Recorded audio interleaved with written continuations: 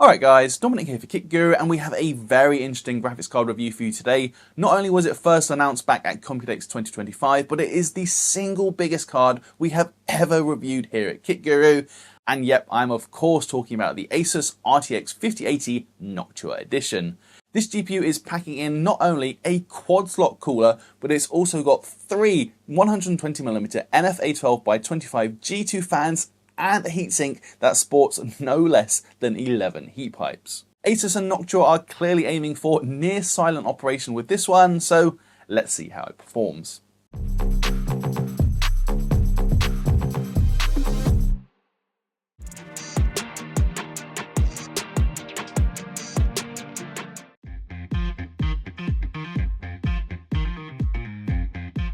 As you may have guessed then, all of that engineering work does not come cheap, and this is far and away the most expensive RTX 5080 I have ever seen, as it's listed at £1,500 over on Scan. During the process of this review as well, we actually saw Nvidia drop the price of its 5080 Founders Edition to just £909, meaning the ASUS 5080 Noctua Edition commands a whopping 65% premium over the MSRP. The question I'm left wondering then is, can any graphics card justify that sort of price increase? Let's find out today. Kicking off with the design of the card then, it really is Noctua all over, with a brown shroud and three 120mm NF-A12x25 G2 fans on show with those tan fan blades and beige frames. There's also a couple of grey strips in the shroud just to help break things up a bit. I'm not really going to comment on the aesthetics themselves as it's highly subjective. You'll probably love it or hate it, but safe to say there's enough supporters of Noctua's iconic colour scheme that some people would definitely love to have this GPU in their systems. We can't go any further without discussing the sheer size of this graphics card though, as it is an absolute monster. It measures in at 385 by 150 by 80mm, so it's almost 40 centimeters long, and as you can see here, there was not much room to spare when installing it in our MSI Gungnir 300R airflow case.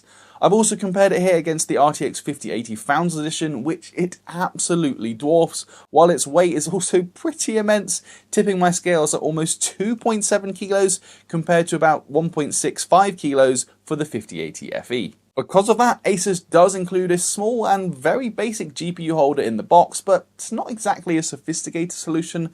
The only other accessories as well are the triple 8-pin power adapter and a single Velcro cable tie, which do feel a bit lame to me. Maybe I'm being picky, but considering this is a very premium RTX 5080 and a special collaboration with Noctua no less, I really would have hoped to see some, unique extras in the box just to help add to that premium feel. Moving on though, the backplate is made from metal and sports a deep brown colour in keeping with the overall design. There's a relatively small cutout for airflow at the end of the card as well. You will also note the dual BIOS switch though, which is positioned in the middle with an option for either the quiet or performance modes. Quiet BIOS is the default out of the box, but the only difference is the fan curve, as both clock speed and power jaw are identical between the two. Power is of course supplied by a single 12V high power connector, which we will talk about more later, and display outputs consist of 3 DisplayPort 2.1 and 2 HDMI 2.1 connectors.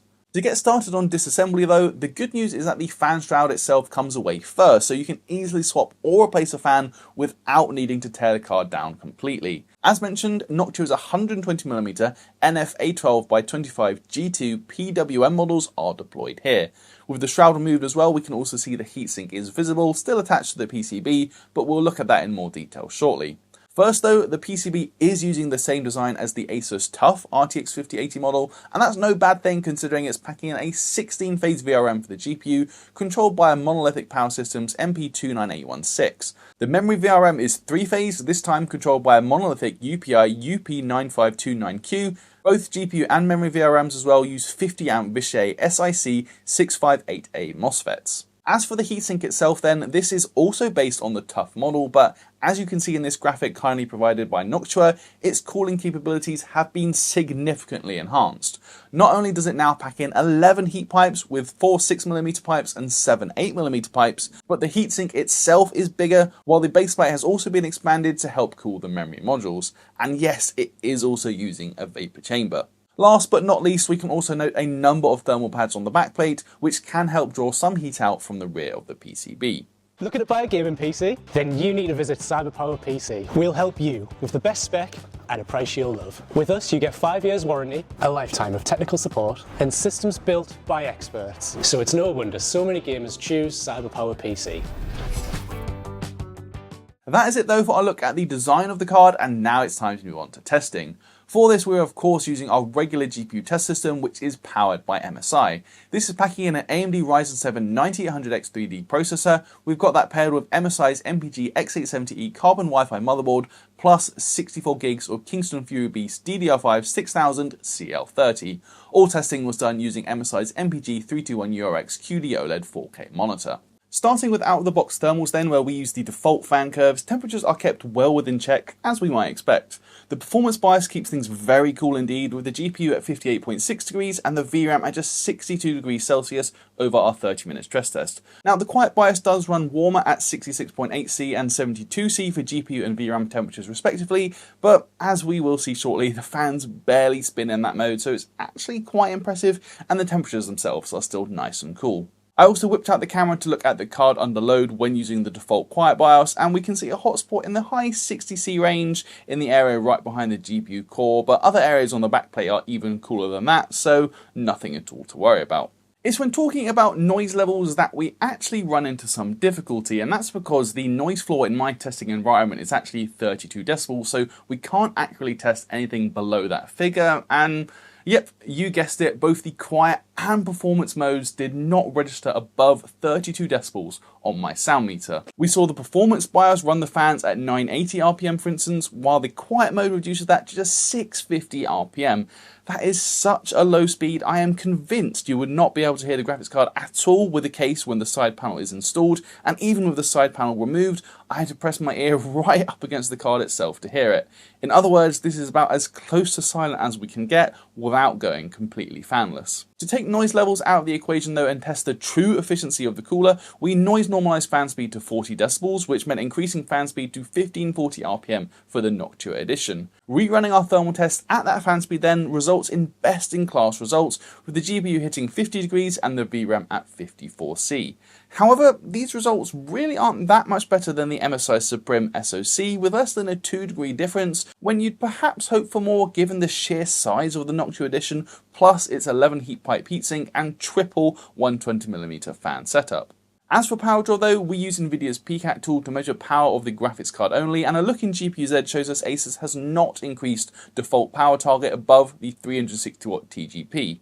In practice, we saw power draw hitting just about 350 watts, which is right in line with the MSI Supreme SoC and barely higher than the 5080 founders. Given what we know about the 12V high power connector though, I also want to do some extra testing measuring the current over those 12V wires using a clamp meter. Under full load then, each of those 6 12V wires range from about 4.3 amps to just over 5 amps, so load balancing is absolutely fine, and the total across all 6 wires hit about 28.5 amps, and that checks out considering the power draw we measured. Temperatures on the connector and cable were also not a problem, as you can see here. That does mean there was nothing out of spec for my specific example in this testing today, but as we know, bad things can and do happen with this connector, so we always advise caution. If you're looking for a new chair, then definitely go and check out boolies.co.uk. They offer a whole host of gaming and office chairs that come in a variety of different finishes and different colours. Moving on to our game benchmarks though, we don't focus too heavily on this area in our partner card reviews, as performance doesn't tend to change a whole lot when compared to the reference models. That said, it was interesting to see the Noctua Edition lagging slightly behind the other 5080 AIBs we've tested, not by much, and it was always faster than the 5080 FE, but it didn't surpass the likes of the MSI Supreme SoC or the Gigabyte Gaming OC. As it turns out, the reason for the gaming performance just lagging behind the competition slightly is due to the relatively conservative factory overclock. In our real-world testing, that saw the Noctua Edition running below 2800 MHz most of the time, whereas the other 5080s tested were comfortably faster. It's also worth pointing out that we always test using the default BIOS mode for our game testing, which is the quiet mode for the ASUS Noctua Edition, but even the performance mode isn't able to catch up to the likes of the Supreme SoC or Palettes Gaming Pro OC. Now, I did also try overclocking the card using MSI Afterburner, and it is dead easy. We maximised both the memory slider and the power limit at plus 125%, and we also added 375 MHz to the core. 400 MHz was stable in Cyberpunk but crashed in A Plague Tale Requiem, so I just dialed it back slightly. As we've come to expect from the RTX 5080 then, overclocking headroom is very good indeed, and we saw real-world clock speed right around 3.2 GHz, bringing performance gains of 10 to 12% in the 3 titles I tested. It didn't overclock any better or any worse than the likes with the Supreme SoC, but it goes to show what can be achieved with this GPU. Power draw did also increase as well, but it still didn't come close to the theoretical 450 watt maximum, instead pulling just under 390 watts in a Plague Tale at 4K.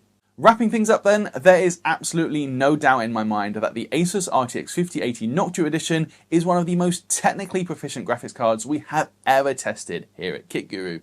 Now, I'm not going to recap absolutely everything we just showed in this video, but the results are clearly class leading. The quad slot triple fan cooler is absolutely insane, and as a technical showcase, we've really never seen anything like it. That being said though, I used the words technical showcase deliberately, as to me it really does seem it would make a lot more sense as a technical showcase rather than a product people would actually go out and buy. Given its price of £1,500 for instance, I'm really left wondering just how many people would be prepared to drop this much cash on an RTX 5080 but not step up the extra few hundred quid for an RTX 5090, considering those now start for under £2,000. In a similar vein, I also find it strange that ASUS and Noctua continue to use GPUs for these special collaborations that aren't actually the flagship in Nvidia's lineup. First, it was the Noctua edition of the 3070 and then the 3080, then we had the 4080 and the 4080 Super, and now it's this 5080.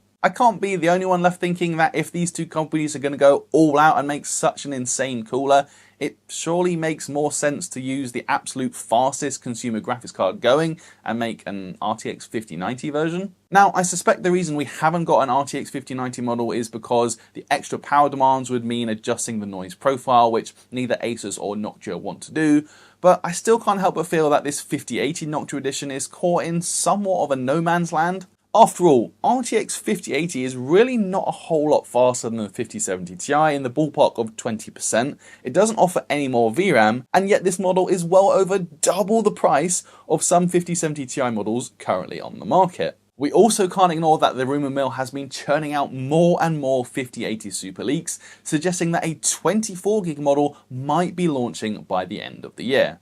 Now, I appreciate in this industry things move fast and there's always something new coming out, but at the same time, I can imagine you'd be pretty peeved to drop $1,500 on a 5080 now, only for a 5080 Super model to launch potentially by Q4 with 50% more VRAM.